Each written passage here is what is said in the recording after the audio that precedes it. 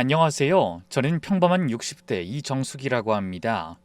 올해 63이고요. 38년간 초등학교 교사로 살다가 2년 전에 정년퇴직을 했어요. 남편은 5년 전에 췌장암으로 먼저 세상을 떠났고 지금은 의사인 아들 하나를 두고 조용히 살아가고 있습니다. 제가 이렇게 사연글을 작성하게 된 이유는 제가 딸처럼 믿고 사랑을 줬던 며느리에 대해 충격적인 일을 알게 됐기 때문입니다. 저처럼 당하는 분이 다시는 없었으면 하는 마음에서 글을 써봅니다. 너무도 충격적인 그날의 이야기를 하려면 제가 며느리를 처음 만나게 된 날부터 시작해야 할 것 같습니다. 제 아들은 지역 2차 병원 정형외과 전문입니다. 수련의 생활이 워낙 길다 보니 연애 한 번 제대로 못하고 34이 됐을 무렵이었어요. 사실 어머니 마음이 다 그렇잖아요. 좋은 여자 만나서 안정적으로 살았으면 하는 바람이 매일같이 있었습니다. 직장이 좋아 여자는 잘 만날 거라 생각했는데 아들은 그간 여자를 집에 데려온 적도 없었죠. 주변에 혼자 사는 남자들을 보며 걱정하던 어느 날 아들이 전화를 했어요. 엄마, 나 소개해줄 사람 있어. 이번 주말에 집에 데려갈게. 뭐? 진짜? 아니, 이 녀석이 드디어 여자를 사귀었어? 병원 선배가 소개해줬는데 사귄 지 석 달 됐어. 엄마가 좋아할 거야. 성격도 좋고 참하고 예쁘고. 아이, 석 달이나 됐는데 이제야 말하는 거야? 이 녀석아, 엄마가 얼마나 기다렸는데 빨리 데리고 와. 얼마나 기뻤는지 모릅니다. 아들이 여자를 데려온다는 말에 시장에 가서 갈비며 잡채며 잔뜩 준비했어요. 어떤 아이일까? 예쁜 아이일까? 착한 아이일까? 설레는 마음으로 밤잠을 설쳤습니다. 그리고 주말 아들이 그 여자를 데리고 왔습니다. 첫인상이 참 좋았어요. 키가 적당하고 얼굴이 단정한 여자였는데 현관에 들어서자마자 구두를 가지런히 벗고 허리를 90도로 숙여서 인사를 하더라고요. 어머니 안녕하세요. 이서윤이라고 합니다. 이렇게 인사드리게 되어 정말 떨려요. 아이고 어서 와요. 우리 아들이 여자를 데려오는 날이 오다니 내가 오늘 꿈을 꾸고 있나 봐. 어머니, 시우 씨가 어머니 이야기 정말 많이 해줬어요. 초등학교 선생님이셨다면서요? 저도 어렸을 때 선생님이 꿈이었거든요. 그래? 어머, 그럼 우리 통하는 게 있겠네. 자, 어서 들어와서 앉아요. 밥부터 먹고 이야기해요. 그 말에 제 마음이 확 열렸어요. 밥을 먹으면서 이런저런 이야기를 나눴는데 그 아이는 프리랜서 그래픽 디자이너라고 했습니다. 재택근무를 하고 있어서 시간이 자유롭다고 했어요. 어머니, 저는 집에서 컴퓨터로 작업하거든요. 그래서 시간이 자유로워요. 나중에 어머니 모시고 여기저기 다닐 수 있을 것 같아요. 아이고, 벌써부터 그런 말 해주니까 기분이 너무 좋네. 우리 시우는 병원이 바빠서 어디 같이 다닐 시간도 없거든요. 아들이 병원에서 바쁜 만큼 시간이 유연한 직업을 가진 여자라면 집안일도 잘 맞겠다 싶었습니다. 집에 돌아갈 때쯤에 며느리가 그러더군요. 어머니, 사실 제가 처음엔 좀 무서웠어요. 시우 씨가 의사인데 전 프리랜서로 일하는 별 볼 일 없는 사람이라서요. 그래도 어머니가 너무 친절하시고 자상하신 분이라 저도 걱정을 좀 내려놓을 수 있었던 것 같아요. 앞으로도 잘 부탁드리겠습니다. 어찌나 마음이 곱고 착한지 솔직히 걱정으로 따지면 제 걱정이 더 컸을 거예요. 직업 좋은 아들 노리는 꽃뱀이 있을 수도 있으니까요. 저는 며느리 손을 꼭 잡고 말했습니다. 나야말로 이렇게 마음씨 곱고 착한 아가씨가 우리 아들 여자친구라 너무 좋아요. 앞으로도 우리 이렇게 잘 지내봐요. 그리고 다음에 보면 말 편하게 할게요. 그날의 만남이 너무 좋았기에 그 뒤로도 며느리의 연락을 받아 아들 없이 둘이서 만난 적도 많았습니다. 그러다 한 번은 제가 자주 가는 식당에서 식사 중에 작은 일이 있었어요. 제가 단골로 가는 식당이었는데 그날따라 새로운 직원이 저희 며느리에게 무성의한 태도로 주문을 대충 받는 겁니다. 아가씨 빨리 시켜. 바빠 죽겠는데 혼자 느긋하게 있기는. 정말 예의 없는 직원이더군요. 저는 가만히 그 직원 눈을 보고 말했습니다. 이보세요. 사람한테 말할 땐 눈을 보고 존댓말을 쓰는 게 기본이에요. 나이가 문제가 아니라 사람 대 사람으로서의 예의가 있는 거잖아요. 아무리 제 며느리가 어려 보여도 이런 식으로 반말 쓰시는 건 아니죠? 바꿔서 제가 반말 쓰면서 주문하면 기분 좋겠습니까? 그제야 흠칫 놀란 직원이 사과하더군요. 네, 죄송합니다. 사과할 줄 아는 건 다행이네요. 다음부턴 어떤 손님이 오시든 똑같이 예의를 갖추세요. 그게 이 일을 오래 하는 비결이에요. 직원이 당황해서 고개를 숙이더라고요. 며느리가 될 그 아이가 옆에서 보고 있었는데 눈을 반짝이면서 이렇게 말했어요. 어머니 정말 멋있으세요. 화를 내신 게 아니라 가르쳐 주신 거잖아요. 저도 그런 어른이 되고 싶어요. 별거 아니야. 습관이 된 거지. 아무래도 오래도록 선생님을 했었다 보니 말투가 좀 굳어버린 것 같기도 하고. 아니에요. 보통은 그냥 참거나 싸우거나 둘 중 하나잖아요. 어머니처럼 품위 있게 말씀하시는 분은 처음 봐요. 며느리의 행동은 정말 흠잡을 곳 없었습니다. 처음 만난 이후로 며느린 줄곧 완벽했어요. 예의 바르고 검소하고 무엇보다 저를 진심으로 좋아하는 것처럼 보였습니다. 며느린 결혼 준비 과정에서 조심스럽게 말했습니다. 어머니, 사실 저는 부모님이 어릴 때 교통사고로 돌아가셔서 혼자 자랐어요. 친척도 거의 없고요. 그래서 혼수도 제가 모은 돈으로 소박하게 하고 싶어요. 어머니한테 부담드리기 싫어서요. 아이고, 우리 서연이 그런 사정이 있었구나. 어릴 때 부모님을 잃고 혼자서 얼마나 힘들었어. 괜찮아요, 어머니. 이제 어머니가 계시잖아요. 그래, 그럼 어머니가 다 해줄게. 혼수도 걱정하지 마. 우리 아들이 그 정도도 못하겠니? 너처럼 마음씨 고운 며느리 데려왔으니 내가 더 바라는 것도 없어. 아니에요, 어머니. 전 진심으로 시호 씨를 사랑해서 결혼하는 거지 뭘 바라고 하는 게 아니에요. 그래도 혼수는 제가 할게요. 조금 소박하게 보이더라도 이해해 주세요. 어머니 돈 한 푼 안 쓸 거예요. 노후 생각하셔야죠. 천의 고아라는 말에 가슴이 아팠어요. 부모도 없이 친척도 없이 세상에 혼자서 버텨왔다는 이 아이한테 내가 엄마가 되어줘야겠다, 그런 생각뿐이었습니다. 그 눈물이 연기였다는 걸 그땐 꿈에도 몰랐어요. 게다가 혼수를 해주겠다는 말에도 한사코 거부하는 며느리를 보며 참 심지가 고든 아이가 우리 집에 들어왔다며 좋아했죠. 아니야, 내가 다 해줄 테니까 걱정하지 마. 아, 너희 혼인신고는 어떻게 하기로 했니? 제 말에 아들이 답했습니다. 저도 1년만 일하고 개원 준비할 거거든요. 근데 개원할 때 워낙 돈이 많이 들어서 일단 지금은 제가 살고 있는 집에서 살고 개원하고 나서 돈 좀 벌고 나면 신혼부부 특례로 아파트 얻어서 갈까 싶어요. 신혼부부 특례는 혼인신고하고 나서 몇 년 기간이 있으니까 늦게 하는 게 좋아서요. 뭐? 아니 그럼 혼인신고를 안 하겠다는 거니? 너는 괜찮아? 전 괜찮아요, 어머님. 대신 결혼식만 확실히 해주시면 돼요. 싹싹하게 말하는 며느리를 보며 제가 더 미안하더군요. 혼인신고라도 해놓으면 마음이라도 편할 텐데. 그래서 미안한 마음에 제가 혼수는 꼭 넣어주기로 했습니다. 물론 아들이 이미 다 해놓은 상황이라 제가 크게 할 것도 없었지만 그래도 마음이란 게 있으니까요. 그런 며느리가 결혼식 날 제 손을 꼭 잡고 눈물을 글썽이면서 말하더군요. 어머니, 이제 어머니가 제 유일한 가족이에요. 제가 진짜 잘할게요. 어머니한테 효도하면서 살게요. 아이고, 울지 마. 어머니도 눈물 나잖아. 앞으로 잘 살자 우리. 네, 어머니. 저 진짜 행복해요. 세상에서 제일 좋은 어머니를 만났으니까요. 울먹이는 며느리를 보며 저도 울었습니다. 평생 딸이 없어서 서운했는데 하늘이 뒤늦게 딸을 보내준 것 같았어요.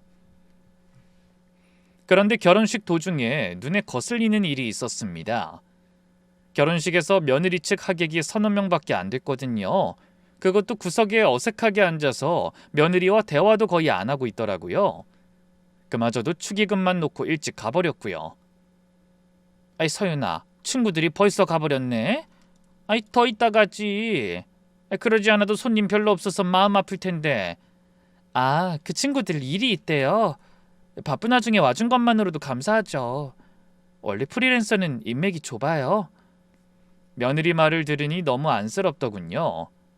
부모님도 일찍 여의고 친구들과도 깊게 연을 맺지 못하는 며느리가 참 가여웠어요. 결혼식에 온 사람들이 며느리를 이상하게 보길래 제가 더 며느리를 보살피며 사람들에게 인사도 시키고 좋은 아이라고 말해줬어요. 그럴 만한 가치가 있는 아이였으니까요. 결혼식은 그럭저럭 잘 흘러갔습니다.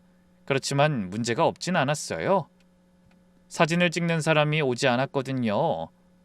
보통 요즘 결혼식에는 사진이나 동영상을 찍어줄 사람을 부른다고 하던데 무슨 일인지 예약한 업체에서 오지도 않았어요.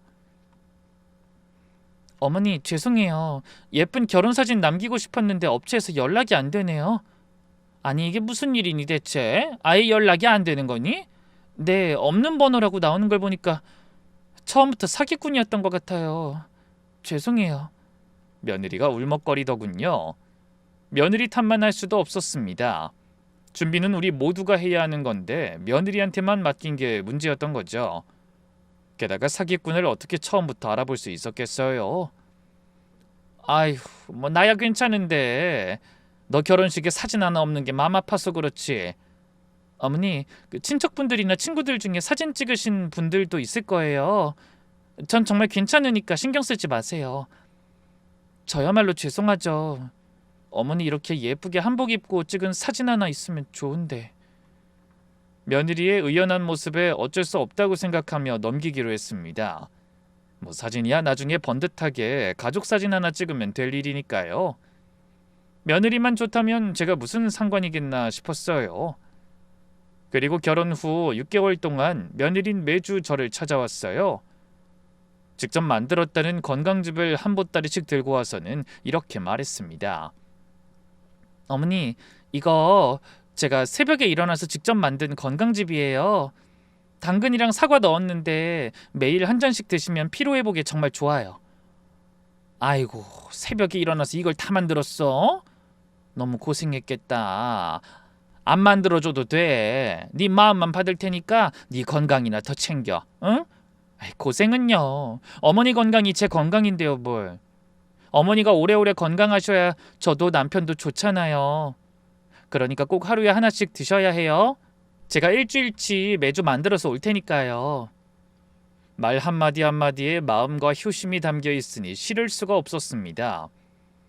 남들 고부 갈등에 힘들어 끙끙거릴 때 저는 복받았다고 생각했어요. 아유 세상에, 이런 며느리가 어딨어. 내가 전생엔 나라를 구했나 봐. 그렇게 건강즙을 가져온 며느린 제 발도 주물러주고 쇼핑도 같이 가고 시장 구경도 함께 했습니다. 그날은 시장에서 떡볶이를 같이 먹는데 며느리가 이러더라고요. 어머니, 저 진짜 어머니 친딸 같죠? 주변에서 다 모녀 사이인 줄 알더라고요. 그래, 우리 서윤이가 내 딸이지. 아들보다 네가 더 살갑다. 주변 사람들이 다 부러워했어요. 아이 정수가, 그런 며느리 또 없어. 집에 사람 하나 잘 들였다. 하긴 그것도 네 복이긴 하지. 집에 별일 없는 것도 복이야, 복. 그러게, 나도 내가 복 받은 줄 알아. 친구들이 그렇게 말할 때마다 전 어깨가 으쓱했습니다. 하지만 한 가지 이상한 일이 있긴 했습니다. 그날 이후로 잠을 자면 유독 깊이 잠이 들었어요. 보통 새벽에 한 번씩 화장실을 가는데 아침까지 꼼짝도 않고 자는 거예요. 다음 날은 머리가 좀 멍하고 몸이 나른했습니다. 한 번은 아침에 일어났는데 거실 탁자 위에 있던 물건 위치가 바뀌어 있었어요. 분명 리모컨을 소파 위에 뒀는데 탁자 위에 놓여 있고 서랍이 살짝 열려 있기도 했습니다. 자기 전에 물건을 정리하는 습관이 있었기에 물건이 제자리에 놓여 있지 않는 것이 무척 거슬렸습니다. 나이가 드니까 잘 자는 것도 복이지. 아니, 물건은 내가 깜빡하고 옮겨놨나 보다. 하지만 전 그렇게 생각하고 넘겼어요. 그때 좀 더 깊이 의문을 가지고 생각했어야 했는데 지금 생각해보면 모든 게 제 불찰이었던 것 같아요. 이상한 점은 그뿐만이 아니었습니다. 하루는 며느리가 폰을 2개나 들고 있는 걸 봤어요. 아가, 너 핸드폰이 왜 2개니? 아, 이거요? 하나가 고장나서 데이터 옮기려고 2개 들고 다니는 거예요. 하나는 곧 정리할 거예요. 요즘은 매장 가면 바로 옮겨주던데. 귀찮으면 내가 가서 옮겨달라고 해줄까? 너 바빠서 못 나가는 것 같은데. 아니에요, 괜찮아요. 제가 알아서 할게요, 어머니. 말씀만으로도 너무 감사한데 아무래도 일하고 관련 있는 문서나 서류도 여기 다 있어서 2개 다 있긴 해야 하거든요. 의아하긴 했어요. 그렇게 중요한 걸 왜 새 핸드폰에 옮기지도 않고 2개나 가지고 다니나 싶었죠.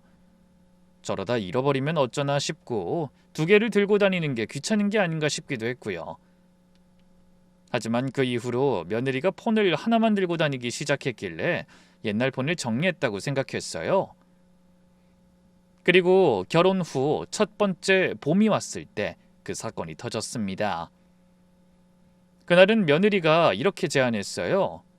어머니, 벚꽃이 만개했대요. 저랑 기차 타고 벚꽃 보러 가실래요? 제가 기차표 끊어 놓을게요. 정말? 며느리랑 기차 여행이라니 이런 호사가 어딨어. 저번에 사둔 옷 입고 가야겠다. 제가 손뼉을 치며 좋아했습니다. 아무래도 바쁜 아들 내외에게 적적하다거나 무료하다는 말을 할 수는 없었지만 사실 그런 기분을 느끼곤 있었거든요. 그런 제 마음을 딱 알아준 것 같아서 더 기뻤죠. 어머니가 좋아하실 것 같았어요. 도시락도 싸갈게요. 어머니 좋아하시는 오이김밥이랑 유부초밥이요. 아이고, 무슨 도시락을 싸와. 그냥 식사는 밖에서 사 먹자. 너 고생하지 말고. 네가 그런 마음이었다는 것만으로도 난 기뻐. 별거 아니에요. 2사람 몫이라 진짜 빨리 만들 수 있어요. 그리고 어머니가 행복하시면 저도 행복하거든요. 가슴이 벅찬 기분이었어요. 며느리와 단둘이 기차 여행이라니 친구들한테 자랑하고 싶을 만큼 행복했습니다. 여행 당일 아침, 며느리가 유난히 큰 가방을 들고 왔어요. 서윤아, 당일치기인데 뭘 그렇게 많이 쌌어? 어머니 드릴 간식이랑 담요도 챙겼어요. 벚꽃 보는데 쌀쌀할 수 있으니까요. 그리고 어머니 좋아하시는 약과도 넣었어요. 아휴, 이 정성을 어쩌면 좋아. 며느리의 마음에 고마움을 느끼며 기차에 탑승했습니다. 며느리가 저한테 창가 쪽을 권했어요. 어머니, 창가에 앉으세요. 벚꽃 보시기 좋게요. 그래? 그럼 내가 창가에 앉을게. 며느린 복도 쪽에 앉았습니다. 정말 배려심 깊은 며느리라고 생각했습니다. 그리고 기차가 출발하고 한참 뒤 며느리가 가방에서 텀블러를 꺼냈습니다. 어머니, 제가 오늘 새벽에 일어나서 매실차를 직접 만들었어요. 한 잔 드세요. 아이고, 이런 거 만들지 말라니까. 그래도 고맙네. 이른 아침부터 고생했겠어. 너무 고맙다. 어머니한테 맛있는 거 해드리는 게 제 낙인데요, 뭘. 텀블러를 받아서 뚜껑을 열었어요. 매실향이 살짝 나더라고요. 입에 대려고 텀블러를 기울이는 그 순간이었습니다. 갑자기 옆에서 누군가가 확 다가오더니 제 옷 위로 물이 쏟아졌어요. 차가운 물이 블라우스를 적시면서 손에 들고 있던 텀블러 위로도 물이 들어갔습니다. 어머!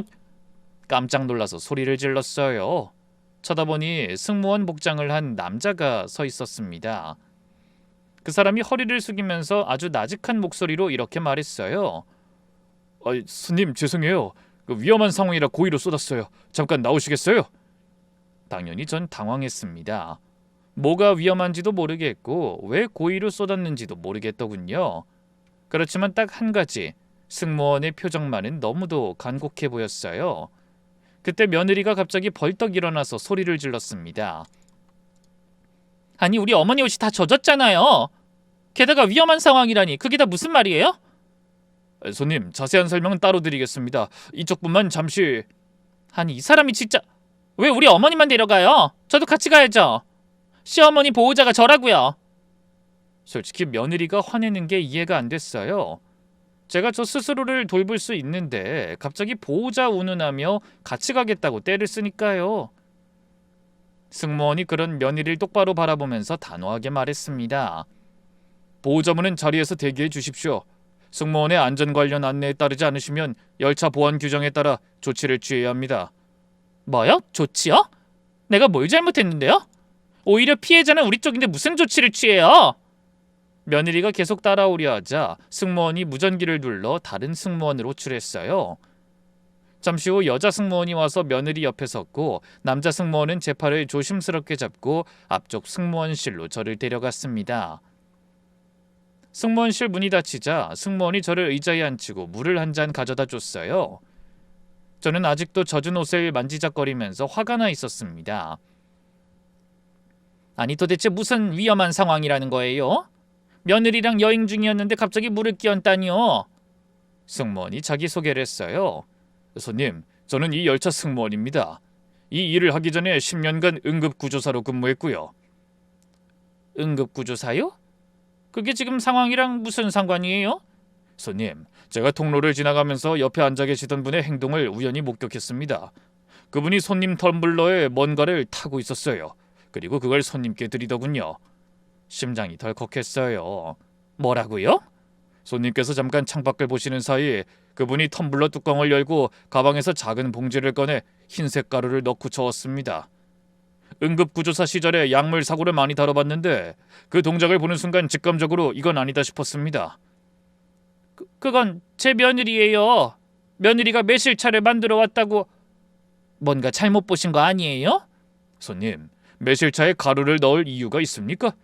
그것도 손님이 보지 않는 순간에 몰래? 할 말이 없었어요. 매실청으로 만들었으니 설탕을 넣을 일도 없었고 소금을 넣을 일도 없었죠. 제가 응급구조사로 있을 때의 트라우마 때문에 항상 승객들 체크하러 갈 때는 녹화 장비를 착용하고 다니거든요. 확인해 보시겠습니까? 승무원이 핸드폰을 꺼내 녹화 장비에 녹화된 영상을 재생했어요. 화면에는 며느리가 선명하게 찍혀 있었습니다. 제가 창밖 벚꽃을 보고 있는 사이 며느리가 주변을 한번 살핀 뒤 제 반대편인 통로 쪽으로 몸을 돌렸습니다. 그리고 재빠르게 텀블러 뚜껑을 열고 가방에서 작은 비닐봉지를 꺼내 흰 가루를 넣고 젓가락으로 휘저어 섞는 모습이 고스란히 담겨 있었어요. 손이 떨렸습니다. 다리에 힘이 풀려서 의자에 주저앉았어요. 세상이 빙글빙글 도는 것 같았습니다. 아닐 거예요. 이게 무슨 이유가 있을 거예요. 저희 며느리가 저한테... 손님, 제가 물에 쏟지 않았으면 손님께서 그 음료를 그대로 드셨을 겁니다. 만약 저 가루가 위험한 물질이었다면 기차 안에서 응급 상황이 벌어졌을 수도 있습니다. 혹시 경찰에 신고해야 하나요? 신고하실 마음이 있으시면 제가 도와드리겠습니다. 한참을 멍하니 앉아 있었습니다. 머릿속에 교직 생활의 경험이 떠올랐어요. 문제가 생겼을 때 즉각 반응하면 진실을 놓치는 법이거든요. 아이가 거짓말을 할 때 바로 추궁하면 더 큰 거짓말로 덮어버립니다. 모른 척하고 지켜보면 결국 꼬리가 잡혀요. 아니요, 지금은 너무 일러요. 우선 그 안에 든 게 무엇인지 알아내야 하고 왜 이런 짓을 저지른 건지도 알아내야 신고를 하든지 말든지 결정할 수 있을 것 같아요. 아무 증거도 없이 신고하면 제가 더 곤란해지고요. 일단 이 텀블러 내용물 그대로 밀봉해서 보관해 주실 수 있으세요? 물론입니다. 제가 비닐팩에 밀봉해서 보관하겠습니다. 그리고 그 영상도 저한테 보내주세요. 이건 나중에 결정적인 증거가 될 수도 있을 것 같아서요. 승무원에게 연락처를 받고 아무것도 모른 척 자리로 돌아갔습니다. 며느리가 걱정스러운 표정으로 물었어요. 어머니 괜찮으세요? 도대체 무슨 일이래요? 괜찮아. 물 쏟은 거 사과하면서 세탁비 준다고 하더라고. 괜히 사람 놀라게 해서 자기도 미안하대. 아 진짜요? 아 그럼 됐네요. 어머니 옷이나 빨리 말리세요. 감기 걸리시면 안 되는데. 아 그나저나 아까 그 매실차 승무원이 젖은 옷 닦아준다고 텀블러도 같이 치워버렸더라고. 아니 물이 들어가서 어차피 못 마셔. 며느리의 얼굴에 아주 짧은 순간 무언가가 스쳤어요. 안도하는 건지 아쉬워하는 건지 그 미세한 표정을, 아이들의 표정을 읽어본 제 눈은 놓치지 않았습니다. 아 그래요? 아쉽다. 어머니 드시라고 새벽에 만들었는데. 역 도착하면 제가 다른 거 사드릴게요. 그래 그러자. 그날 남은 여행은 지옥이었습니다. 옆에 앉아서 웃으면서 벚꽃 이야기라는 며느리 옆에서 저는 속으로 연신 의심을 하고 있었어요. 이 아이가 진짜 내 음료에 뭔가를 탄 건가? 혹시 승무원이 잘못 본 건 아닌가? 머릿속이 난장판이었습니다. 그날 밤 집에 돌아와서 한숨도 못 잤습니다. 천장을 보면서 지난 몇 달간의 일들이 영화처럼 스쳐 지나갔어요. 최근 깊이 잠이 들고 다음날 머리가 멍했던 일들이 설마 며느리가 일주일마다 챙겨주던 건강즙 때문인가 하는 생각이 들었던 거죠. 의심하기 시작하니 모든 것이 이상했습니다. 결혼식에 하객이 너무도 적었던 거, 자고 일어나면 물건 위치가 바뀌어져 있던 것, 핸드폰을 2대나 들고 있던 것까지 의심스러운 일 투성이었죠. 하나하나 떠올릴수록 등골이 서늘해졌어요. 저는 참다 못하고 결국 탐정사무소를 찾았습니다. 저희 며느리에 대해 조사를 할 수 있을까요? 어떤 걸 조사하고 싶습니까? 며느리의 과거에 대해 알고 싶어요. 탐정사무소에서는 별거 아닌 일인 것이라 생각했는지 의뢰를 받고 저를 달래서 보냈습니다. 그리고 며칠 뒤 사무소 직원한테서 전화가 왔는데 목소리가 심상치 않았습니다. 의뢰인님, 우선 이 부분은 빨리 말씀드려야 할 것 같아서 연락드렸습니다. 무슨 일이죠? 뭔가 안 좋은 일이라도. 며느리인 이서윤이라는 사람 3년 전에 교통사고로 사망한 사람이라고 합니다. 네? 진짜 이서윤은 3년 전에 교통사고로 세상을 떠난 사람이라고 나옵니다. 주민등록번호가 말소된 사람이라고. 다시 말하자면 의뢰인님 며느리인 그 이서윤이라는 사람의 명의를 도용해서 쓰고 있는 사람이란 뜻이고요. 그러면 지금 우리 집에 있는 며느리인 죽은 사람의 이름을 쓰고 있는 겁니다. 지금 상황이 꽤 복잡해서요. 혹시 며느리가 집에 방문한 적 있습니까? 지문이라도 있어야 확인을 할 수 있을 것 같습니다만. 전화기를 들고 있는 손이 부들부들 떨렸어요. 며느리의 이름도 가짜라니. 그럼 대체 저 사람은 누구란 말이에요? 그럼 며느리 지분만 있으면 정체를 알 수 있는 건가요? 신고할 수도 있고요? 혹시 며느리와 무슨 일 있었습니까? 제가 사무소 직원에게 기차 여행에서 있었던 일을 이야기하자 직원이 그러더군요. 그 기차 승무원한테 영상 받은 거 아직 있습니까? 그거 가지고 경찰서 가시면 됩니다. 기차에서 약물을 탔다는 증거가 있으면 경찰이 수사를 시작할 수 있으니까요. 그 사람의 말이 맞았어요. 저는 다음날 바로 경찰서로 찾아갔습니다. 승무원이 보내준 영상과 그동안의 정황을 설명하고 정식으로 피해 상담을 넣었어요. 경찰에서 제 이야기를 듣더니 바로 수사대에 연결해 주셨습니다. 수사대 영사님은 제 이야기를 들으시더니 묘한 표정을 지으시더군요. 혹시 그 며느리분이 건강즙을 자주 가져오지 않았습니까? 네? 형사님이 그걸 어떻게 아세요? 사실 저희가 3년째 추적하고 있는 연쇄 결혼 사기범이 있습니다. 수법이 꽤 비슷해서 물어보는 겁니다. 심장이 쿵 내려앉았어요. 연쇄요? 그럼 저희 집이 처음이 아니라는 거예요? 네, 저희가 파악한 것만 2건입니다. 어머님의 며느리 신원을 확인해야 하는데 혹시 며느리의 지문이 묻은 물건을 확보할 수 있으시겠습니까? 제가 한번 해볼게요. 황망한 마음으로 경찰서에서 집에 돌아온 뒤 며느리의 방문을 기다렸습니다. 바로 다음 날이 건강즙을 가져오는 날이었기에 어렵지도 않았어요. 오히려 어려운 건 제 표정 관리였죠. 저는 일부러 지문이 잘 보이고 잘 묻는 유리컵에 음료를 따라줬습니다. 오렌지 주스 마실래? 내가 직접 짠 거야. 감사해요, 어머니. 항상 이렇게 챙겨주셔서 정말 감사해요. 며느리가 유리컵을 들고 마셨어요. 며느리가 설거지를 하려고 움직이기 전에 장볼 때 빠진 게 있다면 잠시 마트 가서 사오라며 며느리를 내보냈습니다. 그리고 그 사이에 저는 비닐 장갑을 끼고 그 컵을 조심스럽게 지퍼백에 넣어서 보관했습니다. 그 컵을 장 형사님에게 전달했고 일주일 뒤 결과가 나왔어요.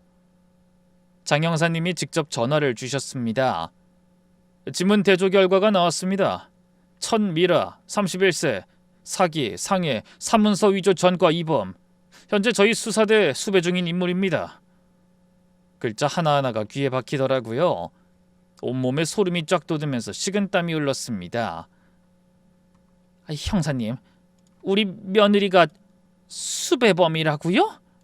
네, 그 자세한 내용을 설명드리겠습니다. 천미라의 범행 이력을 말씀드리겠습니다. 첫 번째는 4년 전입니다. 그때 중소기업 대표와 결혼했어요. 이 사람한테 수개월간 수면제를 음식에 몰래 타서 먹였습니다. 수면제를요? 네, 남편이 깊이 잠든 상태에서 미리 고용한 여성을 침실에 들여보냈어요. 그리고 두 사람이 동침하는 것처럼 사진과 영상을 조작했습니다. 남편이 자고 있으니까 반항도 못하는 상태에서 아주 교묘하게 찍은 겁니다. 세상에, 그래서요? 조작한 증거를 가지고 남편을 유책 배우자로 몰아서 이혼 소송을 걸었어요. 법원에서는 유책이 인정돼서 위자료에 재산 분할까지 합쳐 약 3억 원을 가져갔습니다. 그리고 잠적했어요. 남편 쪽에서는 억울하다고 안 했어요? 했습니다. 뒤늦게 사기당했다는 걸 알고 신고했지만 그땐 그 여자가 이미 신분을 바꾸고 사라진 뒤였어요. 두 번째는요? 2년 전 가명으로 세무사와 결혼했습니다. 이번엔 수법을 바꿨어요. 이번엔 시어머니를 타겟으로 삼았습니다. 시어머니를요? 네. 시어머니한테 건강즙이라면서 수면제를 장기간 투여했어요. 그 말을 듣는 순간 온몸에 전율이 있었습니다. 건강즙. 나한테도 매주 건강즙을 가져왔잖아요. 게다가 그걸 먹고 나면 항상 잠이 빨리 들고 다음날 몽롱했었죠. 장기간 수면제 복용으로 시어머니의 인지기능이 떨어지니까 병원에서 치매 초기라는 진단이 나왔어요. 그걸 이용해서 시어머니 명의 부동산 매각을 위한 위임장을 확보하려 했는데 다행히 세무사인 남편이 서류에 이상한 점을 발견해서 미수에 그쳤습니다. 역시 잠적했고요. 그리고 세 번째가 우리 집인 거죠? 네, 엄님. 정형외과 의사인 아드님, 돌아가신 아버님의 사망보험금, 아파트 2채, 개원 자금까지 합치면 자산 규모가 상당합니다. 거기에 아버님이 안 계시니까 가족 구성이 어머님과 아드님 둘뿐이라 통제가 쉽다고 판단한 것 같습니다. 눈앞이 캄캄해졌어요. 며느리라고 믿었던 사람이 처음부터 우리 집 재산을 노리고 들어온 전문 사기꾼이었다니. 형사님, 이 사람을 잡으려면 어떻게 해야 합니까? 어머님, 현행범으로 잡아야 확실합니다. 증거를 더 확보해야 하고요. 섣불리 잡았다가는 증거 불충분으로 빠져나갈 수 있어요. 제가 미끼가 되겠습니다. 어머님, 그건 위험할 수도 있습니다. 신중하게. 형사님, 문제를 피하면 해결이 안 됩니다. 이미 그 사람은 저를 목표로 지정한 것 같아요. 저까지 물러나면 다음 피해자가 또 나옵니다. 이대로 또 잠적하도록 만들 순 없잖아요. 제가 할 수 있습니다. 믿어주세요. 알겠습니다. 그럼 도와주시죠. 그리고 기차 승무원분이 보관하고 계신 텀블러 저희가 공식 증거물로 인수하겠습니다. 그렇게 경찰 협조하에 집안 곳곳에 소형 카메라와 녹음기가 설치됐어요.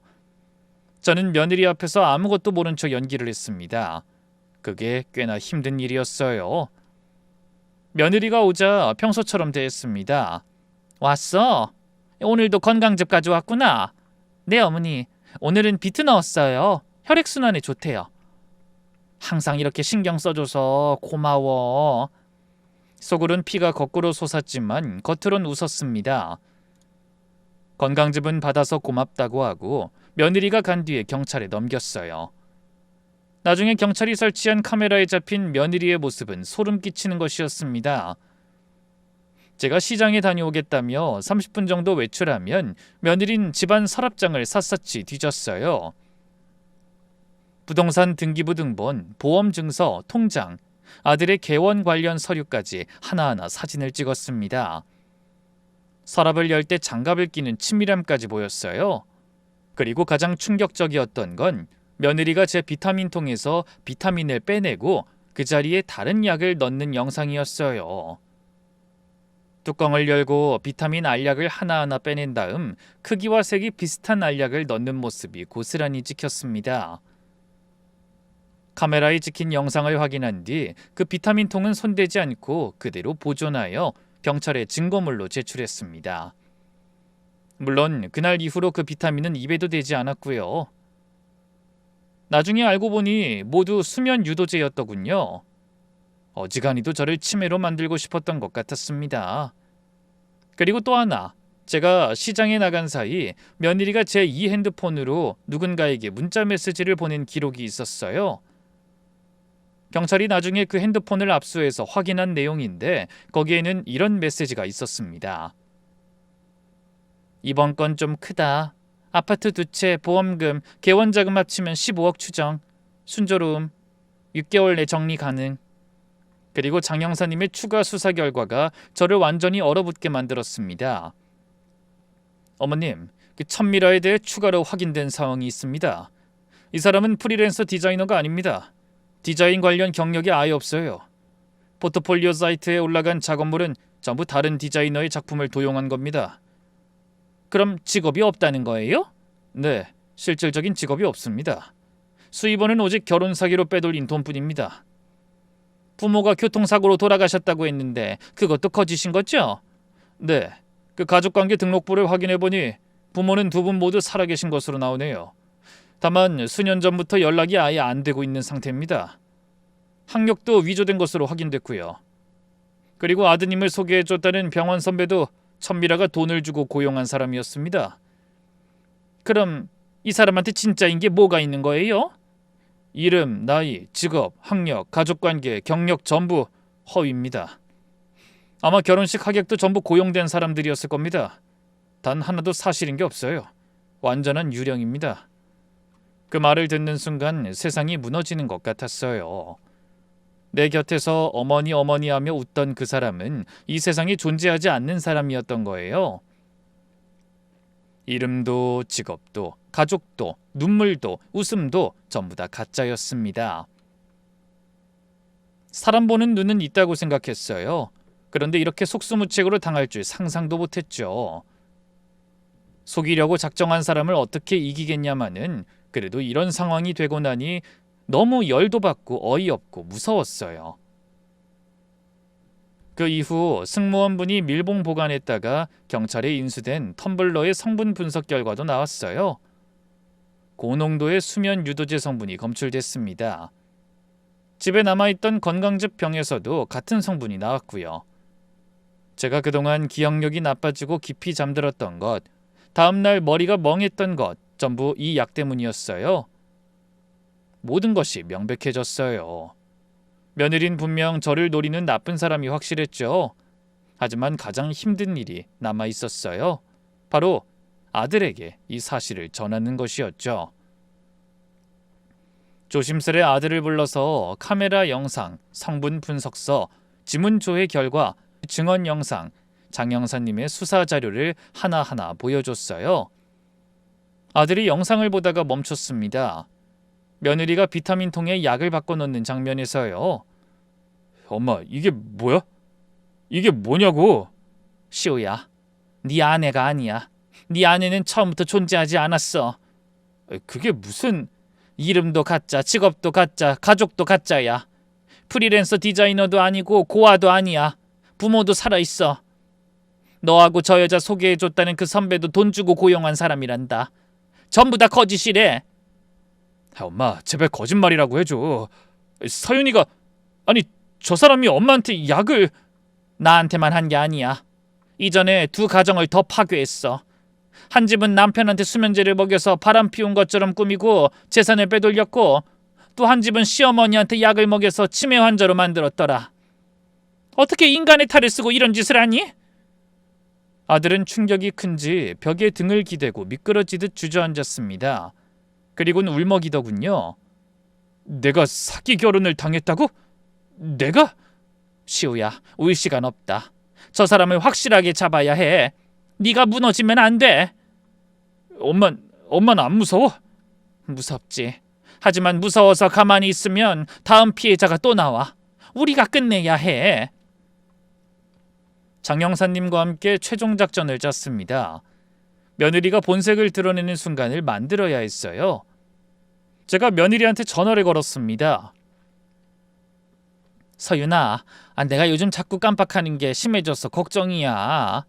아무래도 재산 관리를 못할 것 같아서 우선 너한테 몇 가지 알려줄 테니까 좀 올래? 전화기 너머로 며느리가 잠깐 침묵했어요. 그리고 이렇게 말했습니다. 어머니, 무슨 말씀이세요? 갑자기 그런 말씀하시면 제가 놀라잖아요. 그래도 그런 건 가족끼리 잘 상의해서 결정해야죠. 아들도 병원이 바쁘니까 신경을 못 써. 너만 믿는다, 서윤아. 나한텐 이제 너밖에 없어. 어머니가 그렇게 말씀하시니까 제가 마음이 아프네요. 알겠어요, 어머니. 그럼 제가 내일 한번 갈게요. 같이 얘기해봐요. 전화를 끊었습니다. 목소리에서 설렘을 감추려는 게 느껴졌어요.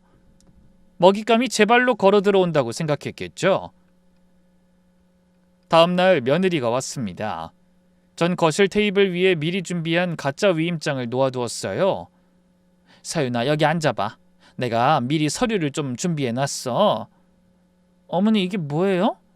재산 위임장이야. 아파트 2채, 보험금, 통장.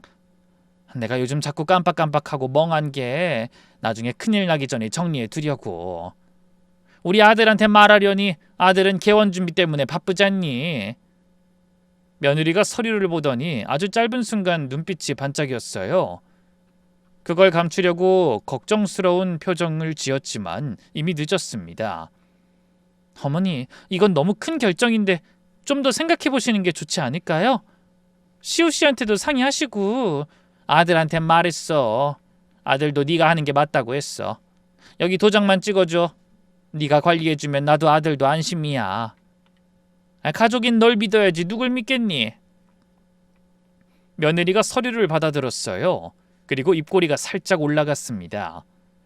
어머니, 그럼 제가 잘 관리해 드릴게요. 걱정 마세요. 제가 어머니 재산 티끌 하나 안 빠지게 지킬게요. 바로 그 순간 제가 말했습니다. 그래, 미라야. 그럼 이제 또 참적할 거니? 순간 며느리의 얼굴이 순식간에 굳었습니다. 서류를 들고 있던 손이 멈추고 눈이 커지고 입술이 벌어졌어요. 어머니, 지금 뭐라고 하셨어요? 천미라, 네 본명 말이야. 못 들었어? 무슨 소리세요? 전 이서윤이에요, 어머니. 어머니 지금 좀 혼란스러우신 거 아니에요? 왜? 나도 인지장애로 몰아서 재산 뺏어가려고? 며느리의 얼굴이 하얗게 질렸어요. 입술이 파르르 떨리더니 눈동자가 좌우로 빠르게 움직였습니다. 머릿속으로 빠져나갈 방법을 계산하는 게 보였어요. 갑자기 며느리가 벌떡 일어나서 현관 쪽으로 뛰기 시작했습니다. 그 순간 옆방문이 열리면서 형사님, 경찰 3명, 그리고 아들이 함께 나왔어요. 천미라씨, 사기, 상해, 사문서 위조 혐의로 체포합니다. 당신에겐 묵비권과 변호인의 조력을 받을 권리가 있습니다. 그 이야기를 듣던 천미라는 경찰에게 잡힌 채로 소리를 질렀어요. 증거 없잖아요. 난 이서윤이에요. 아무 잘못 없는 사람을 왜 잡아가요? 변호사 불러줘요. 형사님이 담담하게 말했어요. 증거요? 말씀드릴까요? 열차 내에서 촬영된 약물 투입 현장 영상이 있어요. 그리고 시어머니 집 내에서 비타민과 수면 유도제를 교체하는 장면도 있죠. 건강집에서 검출된 수면 유도제 분석지에 지문 대조 결과 천미라와 일치하는 것까지 확인했습니다. 게다가 이전 피해자의 진술 영상까지 있고요. 천미라가 입을 꽉 다물었어요. 하지만 아직 눈빛은 흔들리지 않았습니다. 이전에도 수사를 피해본 경험이 있으니까 아직 빠져나갈 구멍을 찾고 있는 것 같았어요. 그건 조작이에요. 변호사 오기 전엔 아무 말도 안 할 겁니다. 하지만 천미라의 눈은 흔들렸어요. 그리고 천천히 가면이 벗겨지기 시작했습니다. 그동안 보여줬던 다정하고 순한 며느리의 눈빛은 흔적도 없이 사라지고 차갑고 날카로운 전혀 다른 사람의 눈이 저를 쏘아봤어요. 이 할망구가 진짜 겉으론 순한 척하더니 뒤에선 경찰이랑 짜고 덫을 놨네? 엉덩이 살살 긁어주면 다 넘어올 것처럼 굴더니 독하네 독해. 며느리한테 이런 짓을 저질러? 독한 게 누군데? 네가 감히 그런 말을 할 처지야? 어떻게 시어머니한테 독을 먹여놓고 이렇게 뻔뻔하게 고개 빳빳이 들고 날 탓해? 뭐? 독? 약 좀 탄 게 독이야? 죽이려고 한 것도 아닌데 쫄지 마세요, 할머니. 그 말투에 소름이 돋았어요. 1초 전까지 어머니 하던 사람이 할망구 할머니라고 부르고 있었으니까요. 그래서 뭐 어쩔 건데? 니들이 뭔데? 그래, 나 천미라 맞아. 근데 그게 어때서? 니네가 얼마나 바보 같았는지 알아? 내가 만들어준 거 맛있다고 꼬박꼬박 처먹으면서 서윤아 하고 쫓아다닌 게 누군데? 아들이 주먹을 꽉 쥐고 앞으로 나가려 했어요. 제가 아들의 팔을 잡았습니다.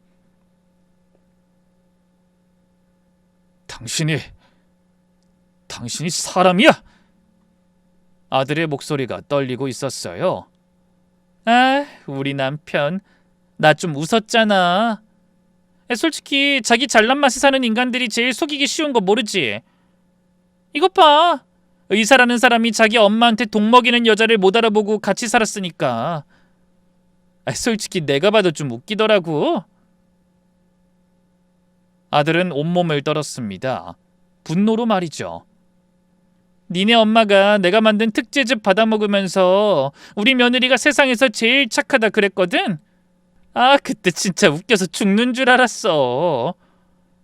몸에 좋은 거, 공짜 이런 거 좋아하니까 이런 짓이나 당하지. 그 말을 듣는 순간 가슴이 찢어지는 것 같았어요. 하지만 전 무너지지 않았습니다.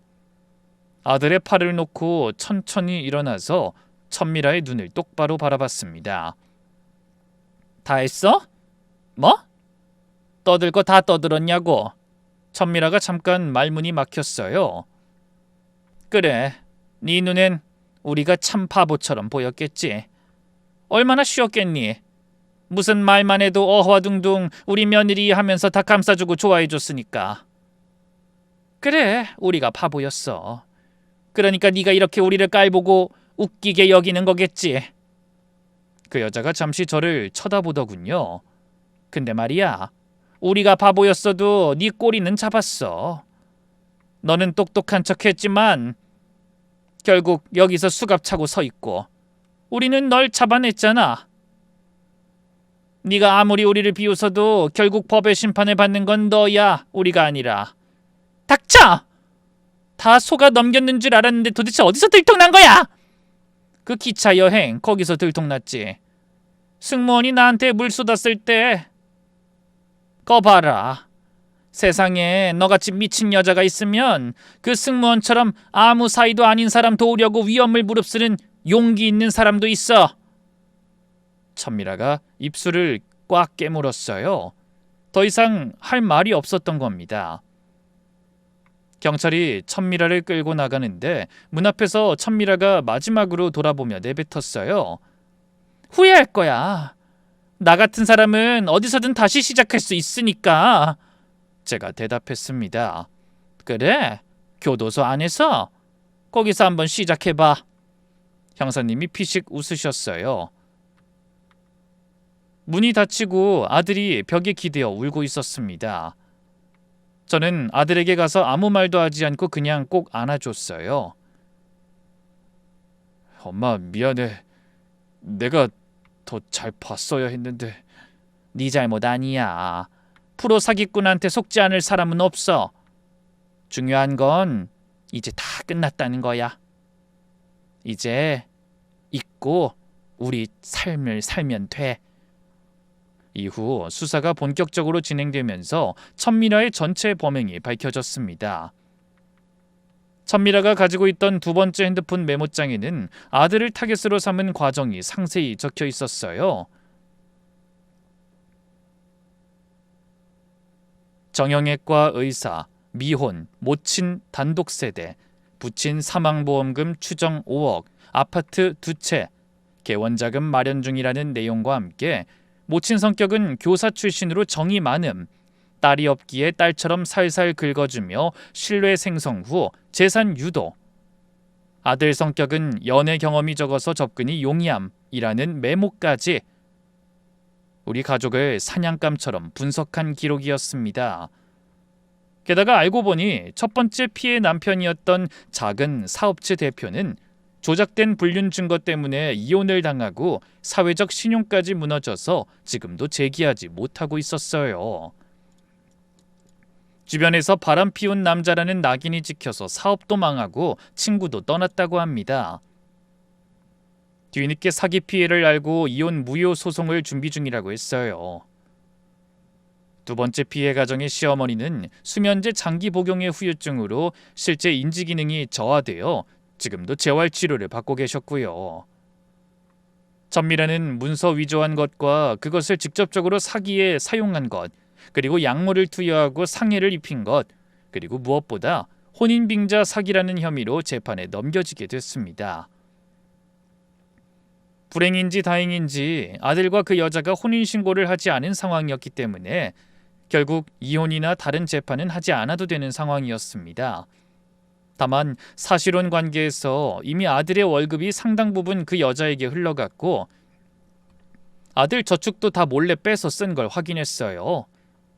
그래서 사실혼을 해소하고 위자료를 청구하기 위해서 민사상 손해배상 청구를 했습니다. 그리고 역시나 아들에게 위자료를 지급하라는 판결을 받았어요. 당연히 사실혼도 해소되었고요. 천미라의 마지막 모습을 법정에서 봤어요.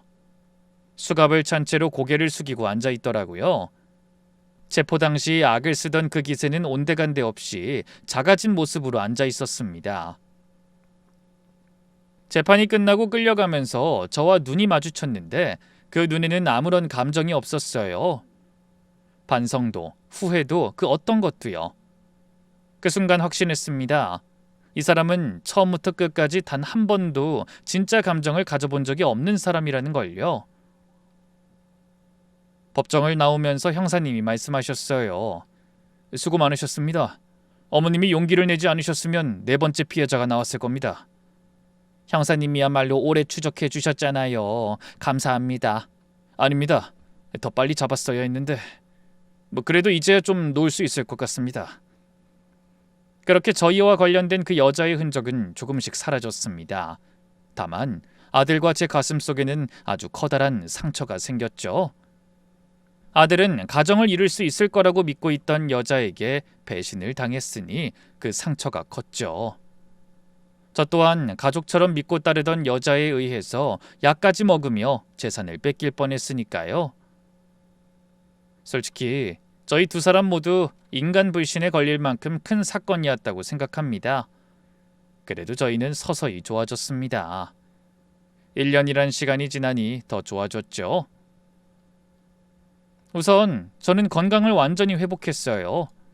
약물 복용을 중단하고 나니 머리도 맑아지고 기억력도 돌아오고 몸도 가벼워졌습니다. 병원에서 정밀 검사를 받았는데 간 수치도 정상으로 돌아왔다고 하더라고요. 아들도 상처를 딛고 개인 정형외과를 성공적으로 개원했고요. 그리고 며느리에 의해 크게 당할 뻔했던 저를 구해준 기차 승무원을 만나기 위해 비슷한 날에 그 기차를 방문했습니다. 정말 그때 그 승무원분이 아니었다면 진짜 더 큰일이 났을 게 뻔했어요.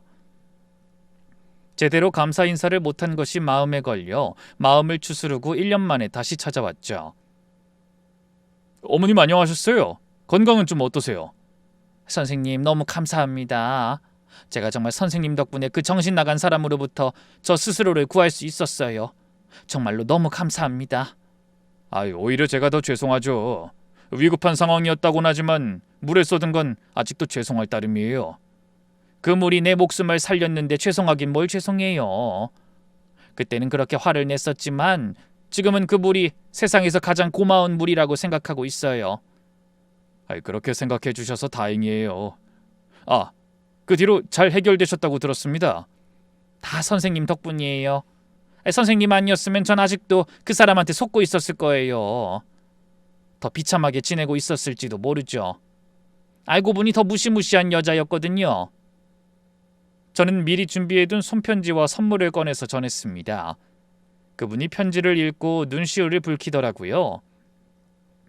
전 그냥 제 일을 한 건데 이렇게까지 해주시니 감사합니다. 아니에요. 당신은 당신 일 이상을 한 거예요. 낯선 사람의 위험을 눈치채고 망설이지 않고 행동한 거잖아요. 그게 얼마나 대단한 건지 알아요? 무시하는 사람들도 많아요. 자기 일이 아니라고.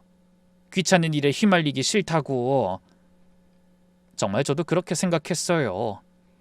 사람 대하는 직업에 종사하다 보면 괜히 다른 사람과 엮이는 게 버겁고 귀찮다고 느낄 때가 있거든요.